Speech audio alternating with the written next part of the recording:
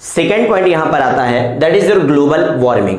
Global warming के बारे में आपने बहुत ज्यादा सुना हुआ है, रिसेंटली आपको न्यूज में भी देखने को मिलेगा, बहुत सारी जगह प्रोटेस्ट कर रहे हैं, स्कूलों के बच्चे तक इसके बारे में बोल रहे हैं। तो ग्लोबल वार्मिंग एक मेजर इशू बन के आया है, क्योंकि इसके चेंजेस सडनली हम देख रहे हैं। आप इसके बारे में देखते हो कि आपके पास जो भी पोलर रीजन है वहां पर जो भी आइस वगैरह है वो मेल्ट हो रही है, और नॉर्मल सामने के स्टेटमेंट सुना हुआ है ग्लोबल वार्मिंग के बारे में कि अगर टेम्परेचर बढ़ेगा, पोलर रीजन पे जो आपके पास आइस है वो आपके पास में मेल्ट होगी, तो जो भी सी लेवल है वो आपके पास में इंक्रीज हो जाएगा, आपके पास जो भी आइलैंड है वो डूब जाएंगे। बट आपको अभी तक इस कंसर्न से मतलब नहीं है, क्योंकि आप वहां पर रहते नहीं है।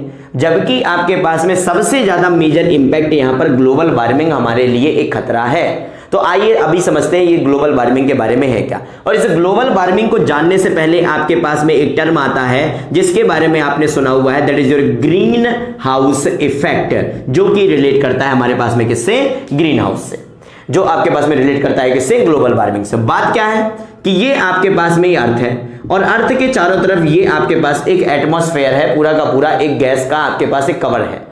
होता क्या है, ग्रीन हाउस इफेक्ट को देखो कि जब आपके पास में यहाँ पे सन से रेडिएशन आता है, लाइट आती है, तो ये आपके पास में इस गैसियस आपके पास जो मीडिया है इसको आपके पास पार करते हुए नीचे तक आ जाती है, क्योंकि यहां पर ये सॉल्ट वेव होती है।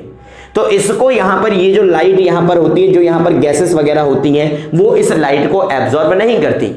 बट जब ये लाइट इस अर्थ से टकरा के या पृथ्वी से टकरा के जब रिटर्न जाती है, तब आपके पास में ये शॉर्ट वेव से लॉन्ग वेव में कन्वर्ट हो जाती है। और जब ये लॉन्ग वेव में कन्वर्ट हो गई, तो जो चारों तरफ ये यहां पर इसका गैसियस मीडिया था, ये यहां पर इसको एब्जॉर्ब कर लेता है।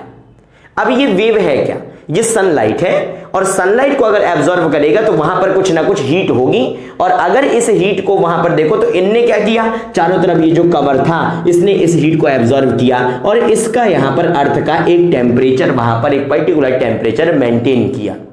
तो इसीलिए आपके पास में आप इन गैसेस के कवर को थर्मल ब्लैंकेट भी बोलते हो, कि ना तो ये यहां के हीट को बाहर जाने देती है, ना बाहर के एक्सट्रीम हीट को यहां पर अंदर आने देती है। तभी यहां पर हमारे पास में इस अर्थ में यहां पर लाइफ पॉसिबल है। अगर ये जाने वाले रेडिएशन को, जाने वाले लॉन्ग वेव को एब्जॉर्ब ना करते, तो यहां पर आपके पास में टेम्परेचर बिल्कुल ऑलमोस्ट जीरो हो जाता।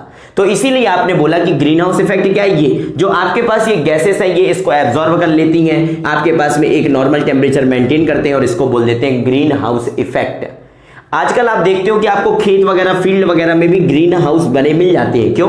क्योंकि पर्टिकुलर आपके पास में वहां पर क्या होता है कि पर्टिकुलर मान लो कोई क्रॉप है और उसको वहां पर एक पर्टिकुलर टेम्परेचर चाहिए, तो उस पर्टिकुलर टेम्परेचर में उसको ग्रो करवाने के लिए भी ग्रीन हाउस वहां पर तुमको जरूरी होता है। तो तुम ग्रीन हाउस बना देते हो, प्लास्टिक का कवर चढ़ा के घर बना दिया, तो लाइट आ तो जाती है उसके अंदर, बट उसके अंदर से बाहर नहीं जाती, उसके अंदर ही रुक जाती है, और वहां पर एक टेम्परेचर उसको मिल जाता है, आप चीजों को ग्रो करवा पाते हो। तो वो दूसरी चीज है। यही चीज जब अर्थ के साथ हुई तो तुमने इसको बोला that is your green house effect है, कि आपके पास में यहां से वेव आया, टकरा के रिटर्न गया, इसने एब्जॉर्ब किया, आपके पास एक टेम्परेचर को मेंटेन किया, ग्रीन हाउस आपने बोल दिया। बट प्रॉब्लम कब हुई, तो देखो यहां पर इस ग्रीन हाउस इफेक्ट को कुछ गैसेस ने परफॉर्म किया, आप उसको बोल देते हो दैट इज योर, जो भी इसमें यहां पर कंट्रीब्यूट करती हैं, आपने इसको बोल दिया that is your green house gases. क्या बोल दिया? Green house gases. इस ग्रीन हाउस गैसेस में बात करो तो सबसे पहला एक आपके पास में आती है major gas, that is your CO2, एक आती है आपके पास में methane, that is your CH4, एक आती है आपके पास में NTU, और एक आपके पास में आता है दैट इज योर CFCs। ये ग्रीन हाउस को करवाने के लिए जिम्मेदार हैं। पॉल्यूटेंट की कैटेगरी में मत डाल देना, पॉल्यूटेंट इसके कंसर्न में नहीं है कि तुम ग्लोबल वार्मिंग को पॉल्यूटेंट के कंसर्न में डाल के इनको पॉल्यूटेंट बोल दो, क्योंकि अगर ये कंसंट्रेशन बिल्कुल नहीं होंगे तो बिल्कुल भी टेम्परेचर नहीं होगा, बिल्कुल टेम्परेचर 0 डिग्री सेल्सियस के आसपास पहुंच जाएगा। तो इसीलिए ये पॉल्यूटेंट नहीं है, ये ग्रीन हाउस गैस है। तो ग्रीन हाउस गैसेस का नाम बहुत चलता है आपके पास में, बहुत ज्यादा पूछा जाता है क्वेश्चन पेपर में। अगर मैं बोलूं यहां पर, तो आपने बोला ग्रीन हाउस इफेक्ट, तो सर ये गैसेस जिम्मेदार थी, प्रॉब्लम कहां पर आ रही है आप तो ये बताइए। तो प्रॉब्लम की बात करें दोस्तों, तो ये अर्थ के चारों तरफ ये जो गैस का कवर है, तो जब ये नॉर्मल कंसंट्रेशन में जितना जितना बोला गया था उतना है तो ओके, बट जब ये कंसंट्रेशन बढ़ने लगा, अगर ये कंसंट्रेशन यहां पर बढ़ने लगेगा तो कहीं ना कहीं ज्यादा आपके पास में हीट वहां पर एब्जॉर्ब होने लगेगी। कंसंट्रेशन ज्यादा तो एब्जॉर्ब्ड हीट ज्यादा तो टेम्परेचर बढ़ेगा अर्थ का, टेम्परेचर अर्थ का बढ़ेगा तो जो भी पोलर रीजन में बर्फ वगैरह है वो मेल्ट होगी, आइस मेल्ट होगी, आइस मेल्ट होके जाएगी सी में, सी का लेवल इंक्रीज करेगा, जो भी आइलैंड वगैरह है, जो भी कोस्टल एरिया है वो आपके पास में क्या कर जाएंगे, डूब जाएंगे, बहुत ज्यादा प्रॉपर्टी का नुकसान हो जाएगा और भी क्लाइमेट चेंजेस आपको वहां पर देखने को मिलते हैं। आपके पास देखो बारिश जो पहले टाइम पर हुआ करती थी वो आजकल अनइवन हो गई है, आपके पास में ठंड कभी ज्यादा होती है कभी कम होती है, तो ये सब और कुछ नहीं, ये सब ग्लोबल वार्मिंग के ही इंपैक्ट यहां पर होते हैं। ठीक है, तो ग्लोबल वार्मिंग आप समझ गए, इससे दिक्कत आप समझ गए। आपके पास कंट्रीब्यूशन की बात और कर लेते हैं। ग्रीन हाउस गैसेस में सबसे ज्यादा कंट्रीब्यूशन आपके पास में किसका होता है, CO2 का होता है और ये अराउंड होता है 57% का। यहीं पर अगर बात करते हैं CH4 का, तो CH4 का कंट्रीब्यूशन होता है मीथेन का कितना, 12% का। अगर N2O की बात करें तो ये होता है 6% का और CFC की बात करें तो ये कंट्रीब्यूशन होता है आपके पास में 25% का। तो ये कहानी आपके पास किसकी थी, ये कहानी थी आपके पास में, that is your global warming के बारे में हमने बात करी, ग्लोबल वार्मिंग के बारे में जो प्रॉब्लम था उसके बारे में बात करी। Is it okay? नेक्स्ट आपके पास में चलते हैं, that is your ozone layer depletion.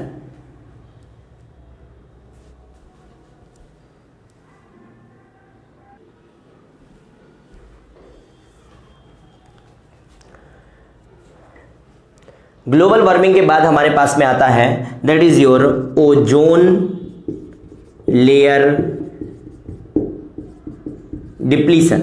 और ओजोन लेयर डिप्लीशन की बात करते हैं, ठीक है। सबसे पहले तो जान लेते हैं कि ओजोन लेयर क्या है। अगर ओजोन लेयर डिप्लीशन में देखें तो आपके पास में ये जो ओजोन लेयर बेसिकली पाई जाती है, ये पाई जाती है 15 किलोमीटर से लेके 50 किलोमीटर की रेंज में। बेसिकली अगर बोला जाए तो 15 किलोमीटर टू 50 किलोमीटर आपको ओजोन का लेयर वहां पर देखने को मिलता है। और ये ओजोन लेयर में भी आपके पास में इस ये पॉइंट पर दो स्फीयर आपके पास अलग अलग होते हैं। तो 90% पार्ट जो है वो इसका जाता है किसमें, स्ट्रेटोस्फेयर में जाता है, और 10% के अराउंड पार्ट जो जाता है वो आपके पास में कहाँ होता है, ट्रोपोस्फेयर में।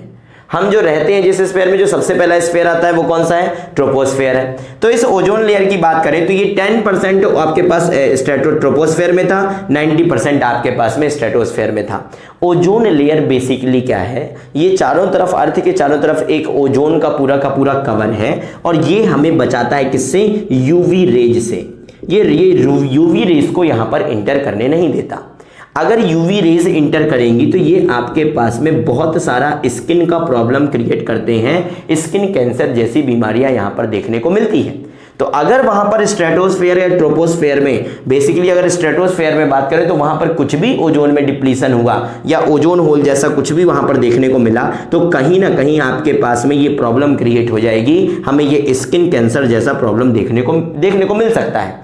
इसीलिए ओजोन को आप यहां पर, इस ओजोन लेयर को आप यहां पर ओजोन अम्ब्रेला भी यहां पर बोलते हो, ओजोन अम्ब्रेला के नाम से भी आप यहां पर जानते हो। तो ये तो हो गई कहानी कि भैया ओजोन लेयर यहां पर होती क्या है। बात करें कि प्रॉब्लम कहां पर है, तो प्रॉब्लम की अगर यहां पर बात करें तो सबसे बड़ा प्रॉब्लम आपके पास में CFCs को लेके है। जो ये CFC होते हैं इनको बोलते हो आप, दैट इज योर क्लोरोफ्लोरोकार्बन। ये जो क्लोरोफ्लोरोकार्बन CFC होते हैं ये सबसे ज्यादा प्रॉब्लम क्रिएट करते हैं। आप इनको यहां पर फ्रियोन्स भी बोलते हो, रेफ्रिजरेंट से निकलते हैं, ऑटोमोबाइल इंडस्ट्री से निकलते हैं, एरोसोल पॉल्यूटेंट्स हो सकते हैं। तो ये CFC आपके पास में बहुत ज्यादा प्रॉब्लम थे। CFC होता था क्लोरोफ्लोरोकार्बन। अगर इस CFC को डिटेल में देखें तो आपके पास में CF क्लोरोफ्लोरोकार्बन का एक फॉर्म है CFCl3, और आपके पास में ये क्या करता है, ये CFCl3 टूट जाता है आपके पास में क्लोरीन प्लस अदर सब्सटेंसेस में। तो यहां तक भी प्रॉब्लम नहीं थी। प्रॉब्लम कहां से स्टार्ट हुई, ये जो क्लोरीन बना, ये क्लोरीन आपके पास में ओजोन से रिएक्ट करता है और बना लेता है ClO प्लस O2, और यहां पर जैसे ही उसने ओजोन को ये दो पार्ट में तोड़ा, ओजोन वहां पर खत्म हुआ। ओजोन खत्म हुआ, आपने बोला कि ओजोन लेयर में डिप्लीशन हुआ। तो यहां पर आपके पास मेन प्रॉब्लम क्या था, CFC मेन प्रॉब्लम थे। अच्छा, अगर एक चीज आपको दिखता है कि डायरेक्टली नहीं आया, CFCl3 से Cl आया और कि क्लोरीन आपके पास में जाके यहां पर इसको खत्म किया, तो आपके पास में इसको तोड़ दिया जाके, मतलब मेजर प्रॉब्लम क्या है, मेजर प्रॉब्लम ये क्लोरीन है। तो तो इस क्लोरीन के बारे में भी दो स्टेटमेंट है, इसको काउंटर बैलेंस करने के लिए दो यहां पर चीजें हैं, एक है CH4 और एक है आपके पास में NO2।